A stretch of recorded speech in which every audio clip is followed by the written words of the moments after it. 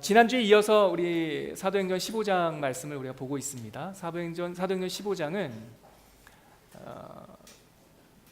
주님의 교회에 있어서 굉장히 중요한 터닝 포인트입니다. 그래서 15장에 예루살렘에 모여서 장로들과 사도들과 또 교회의 지도자들이 이렇게 논의를 한 것을 예루살렘 공회의라고 닉네임을 붙입니다. 우리 개신교에서는 그 교회들이 연합해서 결정하는 이러한 그 회의가 좀 낯선 일이긴 한데요. 이때서부터 시작하여서 2000년 교회 역사, 특별히 그 중세 고대의 교회에서는 아주 중요한 일이 있을 때마다 이렇게 모여서 회의를 열었습니다. 그를 공회라고 했죠. 오늘 우리가 살펴보고 있는 이 사도행전 15장 예루살렘 공회는 2000년 동안 교회에서 행해진 그 회의, 공적 회의의 시작이 되는 겁니다. 왜 모였냐면 문제가 있어서 모였어요. 안디옥 교회가 부흥하니까 예루살렘에서 유대인들이, 유대파 그리스도인들이 올라와서 안디옥 교회에 훈수를 두기 시작했지 않습니까? 우리 지난주 예배 때 묵상했던 내용입니다. 훈수가 뭐였냐면 할례를 받으라는 겁니다. 할례를 받아야지만 하나님의 백성으로 편입될 수 있다라고 가르쳤습니다. 바울과 바나바, 안디옥 교회의 리더들이 보니까 그거는 조금 아닌 것 같아요. 왜냐하면 여러분 생각해 보세요. 할례를 받아야지만 하나님 나라 백성이 될 수 있다. 요 긴장은 사실 한 가지가 더 숨어 있어요. 거기에 그들이 할례를 받아야지만 구원받는다 말한 거 아니에요. 구원은 유대파 그리스도인이든 헬라파 그리스도인이든 구원은 하나님의 전적인 은혜로 받는다라는 걸 알고 있었어요. 그건 동의했어요. 그런데 유대파 그리스도인들은 예전 유대교 습관에서 아직 못 벗어나서 구원받는 것과 이스라엘 백성이 되는 것을 다른 걸로 생각했어요. 그래서 이방인들이 구원받을 수 있습니다. 예, 지옥 안 갈 수 있습니다. 예, 당신의 영혼이 평안할 수 있습니다. 유대인들은 구원과 지옥 가지 않는 것을 샬롬, 평안이란 말과 동의어로 생각했거든요. 예, 당신 샬롬할 수 있습니다. 그런데 이스라엘 백성이 되려면 모세의 언약을 지켜야 됩니다. 이렇게 주장을 했던 거예요. 이거는 오래된 유대교의 습관이었어요. 왜냐하면요, 예수 그리스도의 복음이 오시기 전에도 유대인들은요, 헬라인들, 유력한 이방인들을요 제2등 유대인으로 편입하는 방법이 있었어요. 그것을 경건한 사람들이다, 하나님을 경외하는 사람들이다 라고 우리 사도행전 1차 전도 여행 때 찾아볼 수 있었습니다. 기억나십니까? 바울과 바나바가 1차 전도 여행을 다닐 때 그 비시디아 안디옥에서 회당에 들어가 복음을 전할 때 헬라파 경건한 사람들이 있었다라는 겁니다. 그 사람들은 그리스도인 아니에요. 유대교를 따랐던 사람이에요. 유대교를 하나님, 여호와 하나님을 경외하는 사람이었어요. 근데 유대교 내에서 그렇게 하나님을 경외하는 사람들을 유대인 다음 등급의 사람으로 차별하고 있었다고요. 그런데 그리스도의 복음이 들어오고 나서도 아직까지 유대인들은 그것을 벗어나지 못하고 할례를 받아야지만, 모세의 율법을 지켜야지만 하나님의 백성이 될 수 있다라고 왜곡된 표현은 좀 그렇네요. 이거는 알고 있으면서 뒤튼 게 아니라 미련한, 아직 깨우치지 못한 그러한 복음을 전하고 있었던 겁니다. 그래서 안디옥 교회에서 갈등이 일어났고, 안디옥에서는 대표인 바나바와 바울을 예루살렘 교회에 파송해서 정말 그러한지 교회의 장로와 사도들의 의견을 듣고자 원했죠. 그래서 열린 게 예루살렘 공회입니다. 지난주 예배 드리신 분 기억나십니까? 예루살렘 교회의 결정은 어땠습니까? 할례를 받아야 된다고 했습니까? 아닙니다. 뭘 대신에 다 하나님의 은혜 가운데 하나님의 백성이 될 수 있으나 뭐를 조금 우리가 절제하고 조심하자라고 얘기했죠? 기억나십니까? 어떤 거였습니까? 우상 숭배하는 건 하면 안 된다. 또요? 목매어 죽이거나 그건 같은 개념입니다. 동물을 목매어 죽인다라고 하는 것은 옛날에는 냉장고가 없잖아요, 여러분. 그래서 도축을 하게 되면 그것이 금방 상하게 되었다고요. 그래서 옛날에는 이 도축하는 방법 중에 굉장히 잔인한 방법이 이 목매어서 숨을 표현하기가 좀 잔인합니다. 생명을 살려놓고 도축을 좀 길게 하는 방법, 그리고 피를 함께 섞어서 먹는 방법, 이게 이방인의 풍습이었어요. 그런데 이방인의 풍습이었기 때문에 삼가라고 하는 것이 아니라 구약 성경에 보면 생명의 피에 있다라고 되어 있어서 하나님께서 이미 피채 먹으면 안 된다 이렇게 약속하고 있었기 때문에 금했어요. 또 뭐였죠? 도둑질하는 거, 남의 거를 탐하는 거, 이거 안 된다. 이 세 가지만 절제하고 금하자라고 얘기했어요. 왜 그랬을까요, 여러분? 근거가 뭐였을까요? 예루살렘 교회에서 할례 받는다라고 하는 것은 모세 율법의 정점이었습니다. 모세가 전해준 그 율법의 정점에 이 할례라고 하는 사인이 있는데, 몸에 새기는 이 사인이 있는데, 그것을 밀어놓고서라도 왜 우상숭배 금지, 피 먹는 거 금지, 그리고 도둑 남의 걸 탐하는 거 금지, 이 세 가지만을 우리가 지키면 좋겠다라고 권면했을까요? 이게 원래 모세 율법보다 더 선행되는 율법이 있었다라고 사람들은 생각했습니다. 그걸 다른 말로 노아의 율법이라고 불렀습니다. 노아 율법이란 뭐냐면 모세가 태어나기 전에 있었잖아요. 창세기에 보면, 창세기 9장에 보면 홍수가 그친 후에 하나님께서 노아에게 드디어 육식을 허락을 합니다. 노아의 홍수 전까지는 사람은 육식을 안 했어요. 근데 노아의 홍수 이후에 9장에 보면 이제 너희가 육식을 해도 된다, 땅에 있는 짐승들도 너희의 먹을 걸로 주겠다 하면서 피를 먹지 말아라 라는 계명을 주고요, 남의 거를 훔치지 말아라, 우상 숭배하지 말아라, 그리고 법정을 세워서 억울한 사람을 억울하게 한이 맺히지, 마음이 맺히지 않게 하여라. 창세기 9장에 보면 7가지의 그런 뭐라고 하나요? 이렇게 규범이 나옵니다.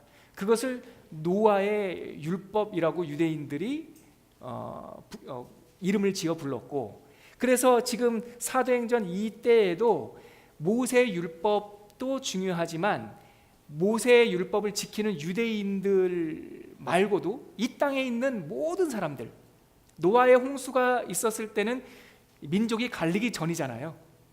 창세기 11장에 민족이 막 흩어지잖아요. 너 유대인, 나 한국인, 너는 일본인, 이런 게 민족적 갈림은 창세기 11장에 갈린다고요.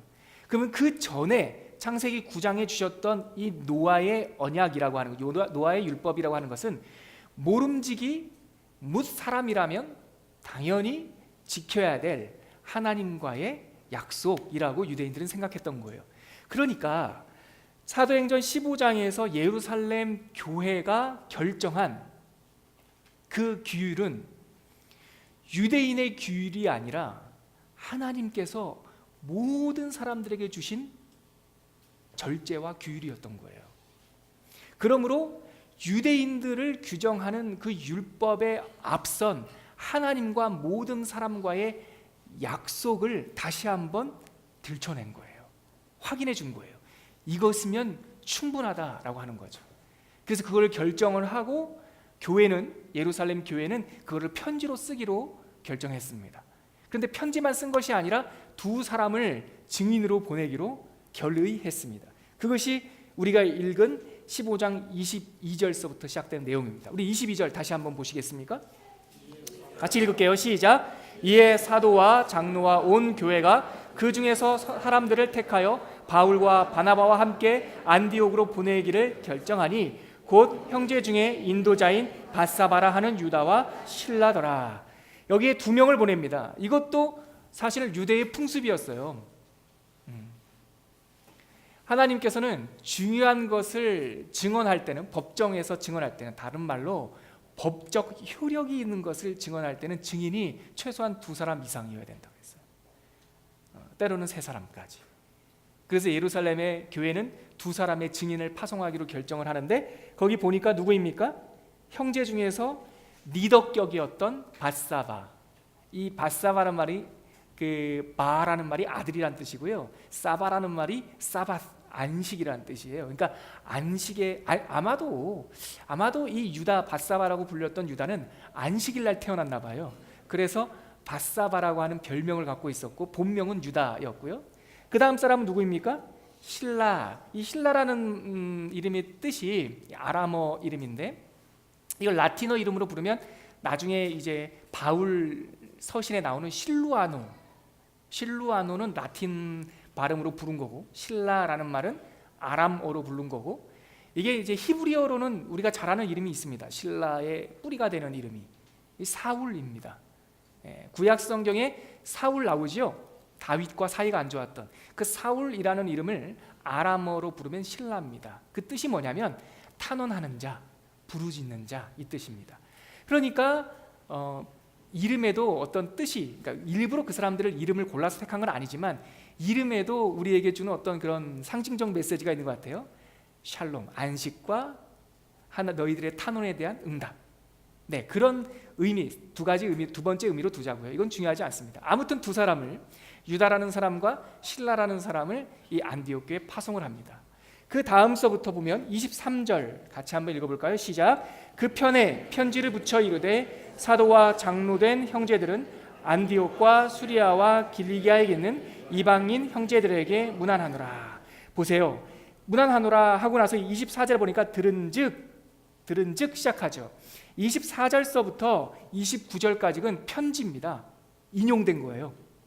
그 다음에 나오는 내용들은 우리가 지난 주에 이미 살펴본 내용입니다. 그런데요, 여러분, 여기서 중요한 내용이 하나가 있습니다. 바로 이방인 형제들에게 문안하노라 라고 하는 이 편지의 시작입니다. 이방인 형제에게 문안하노라. 이게 이제 헬라어로 보면 이렇게 돼 있어요. 아델포이스, 형제들, 토이스, 에트논. 이 말은 뭐냐면 이방인 출신 아델포이스.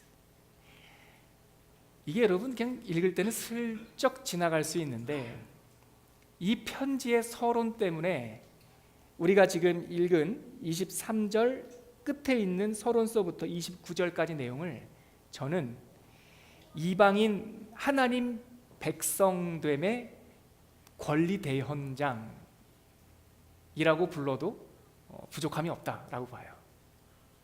하나님 백성됨의 권리 대헌장. 우리가 오늘 읽은 이 본문의 이 한 단락은 하나님의 백성됨이 도대체 무엇이냐, 무엇으로 우리가 하나님의 백성으로 불릴 수 있느냐라는 것에 대한 자유헌장이에요. 아까 말씀드렸듯이 유대인들은 할례를 받아야 된다라고 주장을 했어요. 할례를 받으라는 말은 단순히 어떠한 그 몸에 남기는 사인만을 말하는 것이 아니라 모세의 율법을 지켜야 된다라고 하는 주장이에요. 그런데 예루살렘 교회의 결정은 모세의 율법으로부터 자유가 되었다는 거예요. 그래서 너희들이 구원받는 것뿐만 아니라 하나님의 백성으로 예수 그리스도를 통하여 거저 하나님의 백성이 되었다라는 겁니다. 여러분, 여기 이방인 형제들에게 라고 하는 이 편지의 서문이 뭐 별로 이렇게 새롭게 느껴지지 않을 거예요. 왜냐하면 우리 베이직 교회는 직분 없이 그냥 형제님, 자매님 이렇게 부르니까요. 근데 신약 성경의 시간 순서로 보자면 이방인들에게 이방인 형제들, 아델포스, 유대인들이 이방인을 향하여 형제여 이렇게 부른 장면이 여기가 처음입니다. 이 전까지는 하나님을 경외하는 자, 경건한 귀부인, 뭐 이렇게 고넬료처럼 그는 하나님을 경외하는 자라 이렇게 불려지긴 했지만 유대인들에게 있어서는 이방인들에게 형제님, 다시 말해서 하나님의 한 백성된 사람이라고 불리지 않았단 말이죠. 그런데 이러한 어려움을 통해서, 교회의 갈등을 통해서 이들은 하나의 중요한 진리를 깨닫게 되었는데 예수를 믿으면 그도 하나님의 백성이라는 거예요. 하나님의 권속이 되었다라는 거예요. 예수 그리스도께서 죽으실 때, 십자가에 달리실 때 이 성전의 휘장이 찢어졌어요. 그래서 하나님과 우리 사이에 가로막고 있던 죄가 사라졌다라고 하는 상징도 됐어요. 그런데 예수의 죽으심은, 예수 그리스도의 그 복음은 이 영적인 문제의 죄가 아니라 물리적인 현실 속에서의 이방인과 유대인의 장벽도 허물어 버리신 거예요. 예수 그리스도의 보혈은 우리 가운데 가로막고 있었던 어떠한 장벽도 다 헐어버리신 거예요. 그래서 그것을 처음에 이 심미적으로 자기 혼자 내 안에 있는 하나님과 나 사이에 그 가로막고 있던 이 죄의 장벽이 무너졌구나라고 하는 깨달음까지는 갔는데, 예수님 승천하시고 지금 약 한 30년이 지날 동안 복음을 듣고 구원을 받은 그리스도인들조차 유대인과 이방인의 장벽을 아직 허물지 못하고 있었던 거예요. 그런데 이 갈등을 통하여 드디어 이방인들에게 형제님이라고 부를 수 있었던 거죠. 그리하여 율법을 받은 자와 율법을 받지 않은 자로 나눴던 이 히브리적 사고가 아니라 하나님의 노아 언약처럼 인간이라면 모름지기 절제해야 하는 그 약속만 지킨다면, 하나님을 우상을 섬기지 않는 것, 동물을 학대하지 않는 것, 남의 것을 탐하는 이웃을 학대하지 않는 것, 이 몇 가지만 지킨다면 복음 안에 우리가 다 차별 없는 형제임을 선포하는 편지였던 거죠. 그래서 이 편지는 안디옥 교회만의 문제가 아니었던 것을 우리가 23절을 보면 알 수가 있어요. 이 편지를 쓸 때 어떻게 문안합니까? 23절 다시 한번 보시죠. 안디옥과 수리아와 길리기아에 있는, 그렇죠 여러분, 저를 다시 한번 보시겠습니까? 이 편지는 안디옥 교회에게만 보내진 것이 아니었어요. 안디옥은 시티였습니다. 그 시티가 있었던 지방이 어디냐면 수리아 지방이었어요. 네, 수리아 지방을 경계하고 있는 지방이 또 하나 있었는데 거기가 길리기아 지방이었어요. 다시 말해서 이 편지는 회람서신이었다는 겁니다. 복사해서 받아 써서 단순히 안디옥 교회 성도들에게만 해당되는 것이 아니라 이것은 안디옥 교회뿐만 아니라 수리아 지역과 길리기아 지역과 땅끝까지 모든 예수를 믿는 사람들에게 당신의 장벽이 무너졌음을, 당신의 더 이상 이방인이 아님을, 당신과 나의 이제는 차별이 없음을 선언하는 권리선언문이었다는 거죠. 자유가, 그리스도의 복음의 자유가 이 편지를 통하여 우리들에게 흘러넘치고 있는 겁니다. 이제는 이거랑 똑같은 거예요. 유대인들은요 마치 말라버린 항아리와 같은 존재였어요.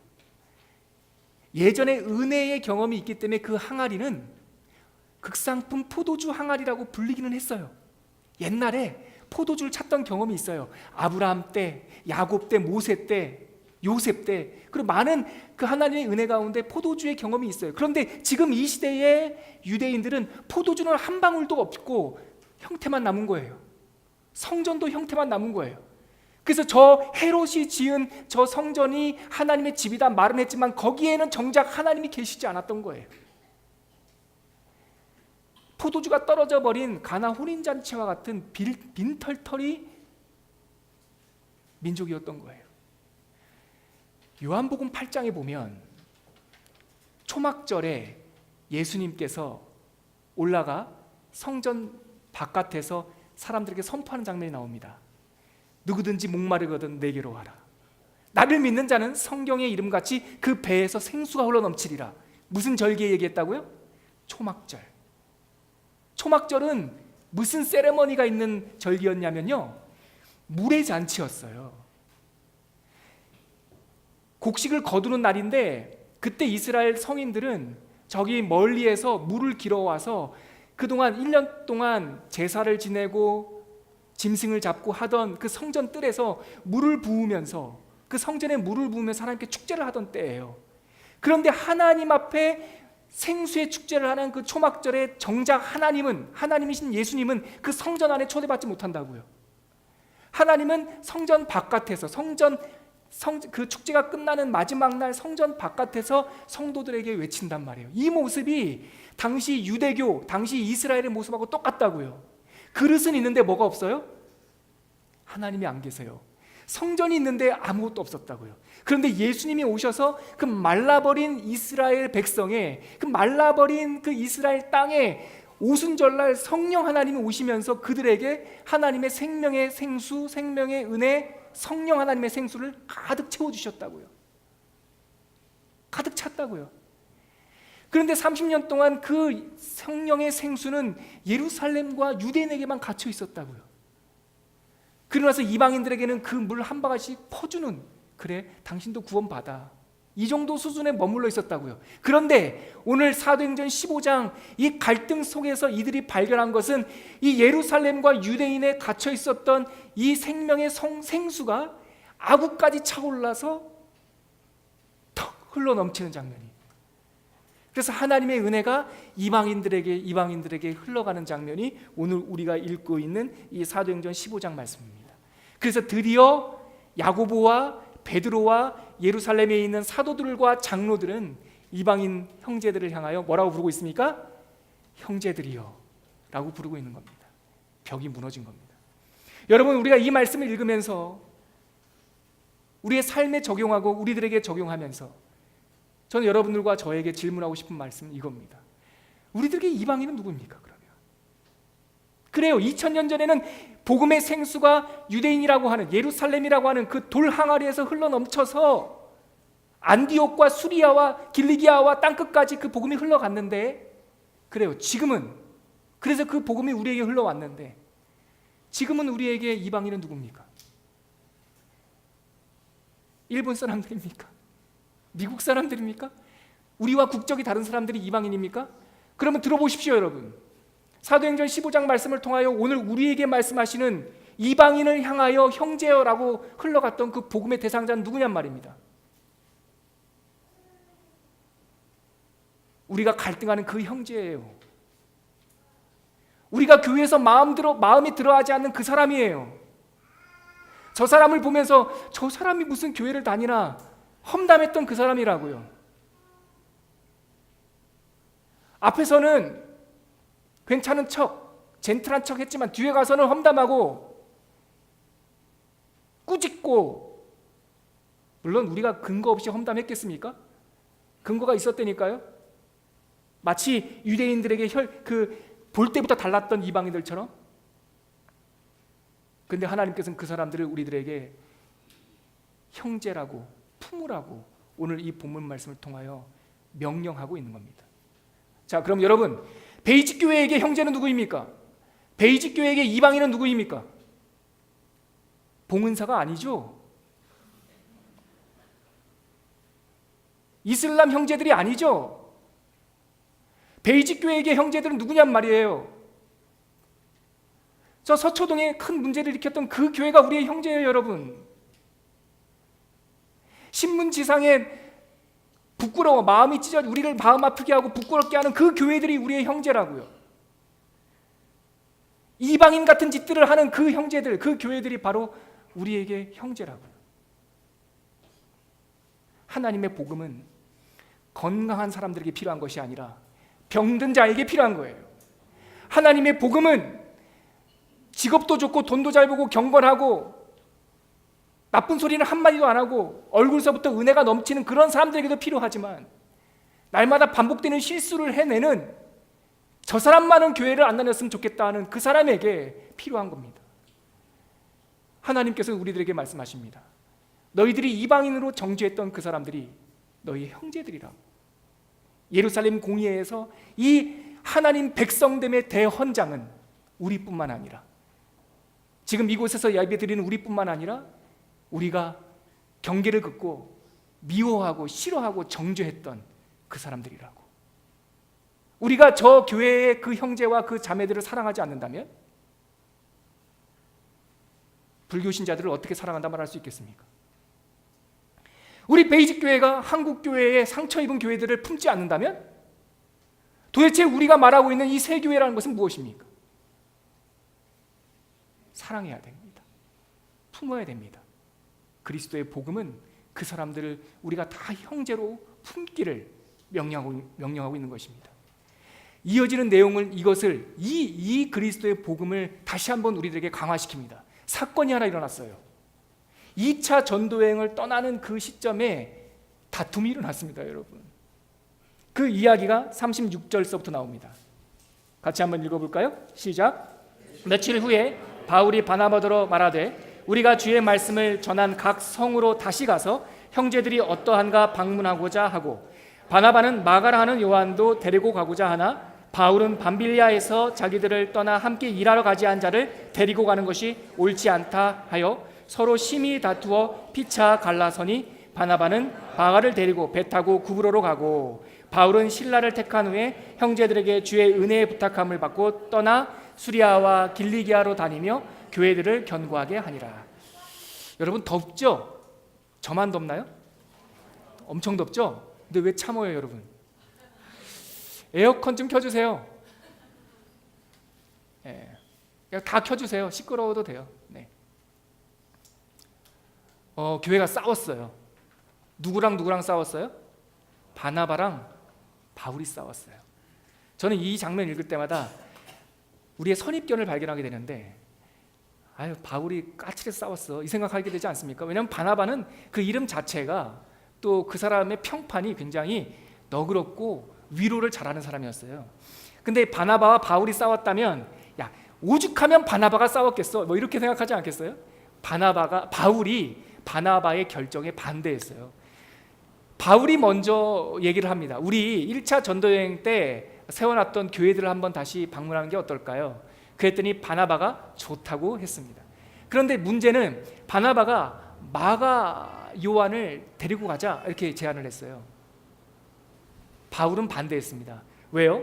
옛날에 밤빌리아 버가에서 그 구브로 섬에서 배를 타고 그 소아시아 지역의 항구, 버가라는 항구에 도착했을 때 이 마가 요한이 도망가 버렸거든요.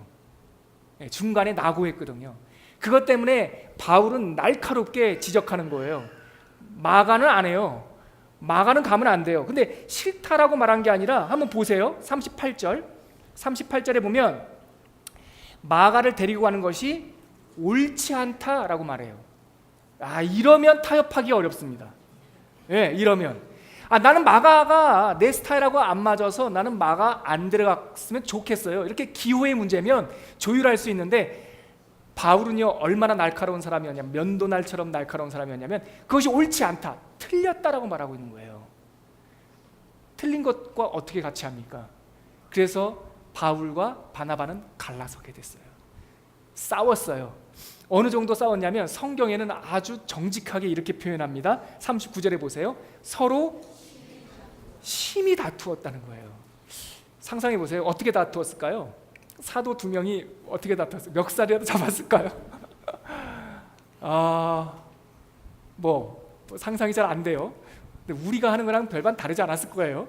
뭘 집어 던졌거나 아니면 소리를 높였거나 심히 다투어 갈라섰어요. 근데 이 장면을 기술하고 이 바나바와 바울이 싸우는 이 장면을 바라보고 있는 성경의 관점을 한번 보세요. 그래서 큰일 났더라. 그래서 이것들 둘 다 못 쓰겠더라. 그래서 교회가 분란이 났더라. 이렇게 평가되지 않겠습니까? 여러분, 우리 교회에서 목사님들이 싸웠어요. 그래서 교회 두 개가 갈라졌어요. 그러면은 다시 볼 것 같아요? 요즘 교회에서는 더 한번 싸우면, 그러니까 세상 법정에서는 좀 싸워도 화해도 하고 조정도 되는데, 교회에서 싸우면 잘 안 된다고 하대요, 그게. 그런데 그게 잘못된 거라고요. 싸움이 난 게 잘못된 게 아니라 싸움이 난 그 다음 장면이 잘못됐다고요. 문제가 없는 사람, 문제가 없는 공동체는 없어요. 근데 공동체의 수준은 그 문제 이후에 그 문제를 해결하는 능력이에요. 지금 두 사람이 심히 다퉈서 갈라졌는데, 성경은, 하나님은 이 장면을 40절과 41절에 보세요.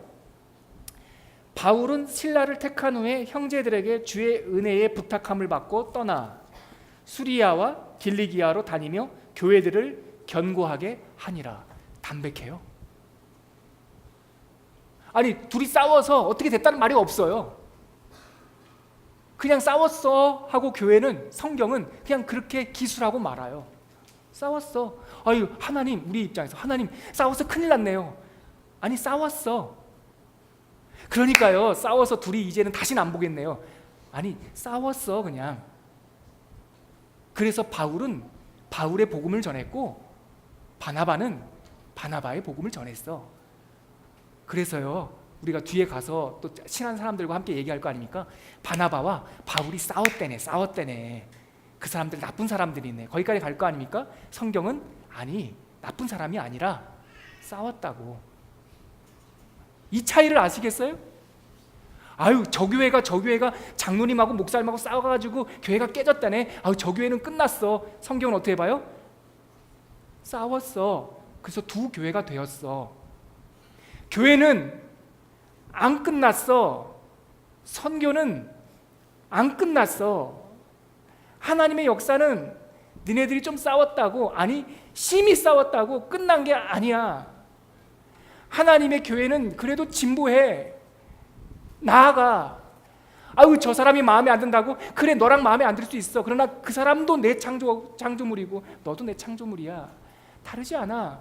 하나님이 끝이라고 말씀하시기 전까지는 끝이 아니에요. 싸웠는데 나중에 디모데 후서에 보면 이 바울이 마가 데리고 오래요. 다른 사람들 다 떠났는데 감옥에 있으면서 유언장과 같은 디모데 후서에서 마가를 좀 데리고 오래요. 한 말이 뭐예요? 자기에게 유익하대요. 그리고 로마서에서는 뭐라고 말합니까? 고린도전서는 또 뭐라고 말합니까? 사람들이 다툼으로 해도 괜찮다. 왜냐하면 어떤 사람은 시기하면서 어떤 다투면서 복음을 전하지 괜찮다. 전파되는 것은 그리스도다라고 빌립보서에는 말하고 있어요. 바울이 뭐를 깨닫는 겁니까? 우리의 부족함은 이 땅에 살면서 여전할 수 있어요. 내 마음에 드는 사람, 여러분 제가 예언을 하건대요, 여러분들 평생 돌아가실 때까지 마음에 안 드는 사람은 늘 있습니다. 제가 대학원에서 교회사를 전공했잖아요. 초대교회사 100년, 초대교회 100년 역사를 곤잘레스라고 하는 학자가 마무리하면서 뭐라고 마무리하는 줄 아세요? 초대교회 역사의 마지막 장, 마지막 챕터의 끝이 뭔지 알아요? 이런 교회 같지 않은 교회를 통해서도 하나님의 복음은 전파되었다. 이게 교회 사학자가 초대교회를 마무리하는 마지막 문장이에요. 교회 같지 않은 교회, 변절자들이 들어오고 핍박이 들어오면 예수님 부인했다가 죽을까봐 부인했다가 나중에 또 평화시대가 오니까 들어와가지고 자기는 경건한 사람처럼 척했다가 다시 한번 교회에 분란을 일으키고 교회가 깨지고 교회 공회가 생기고 엉망진창이에요. 그런데 교회사를 마무리하면서 그 교회 사학자는 뭐라고 마무리했다고요? 이렇게 교회 같지 않은 교회를 통해서도 하나님의 복음은 전파되었다. 싸웠어요. 심히 다퉜어요. 갈라졌어요. 그러나 그럼에도 불구하고 하나님의 복음은 진보됩니다.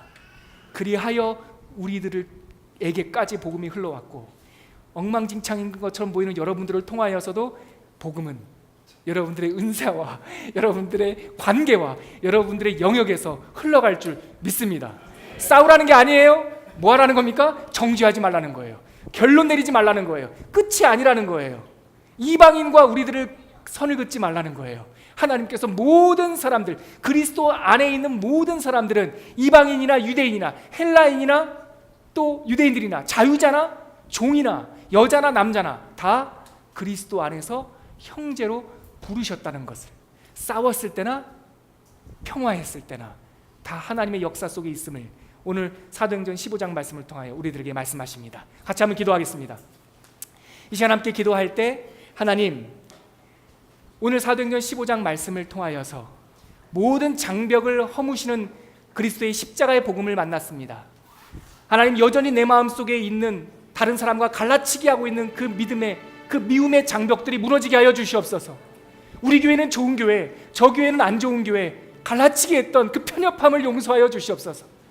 우리 가정 내에서도 나와 다르다고 정죄하고 미워하고 책망했던 그 모든 옹졸한 마음을 용서하시고 하나님 백성됨의 자유 대헌장을 우리가 읽으면서 그리스도 안에 있으면 다 형제 되었다라고 하는 그 복음의 자유를 맛보고 누리게 하여 주시옵소서. 우리 그렇게 한번 기도하겠습니다. 하나님 아버지, 은혜를 감사합니다.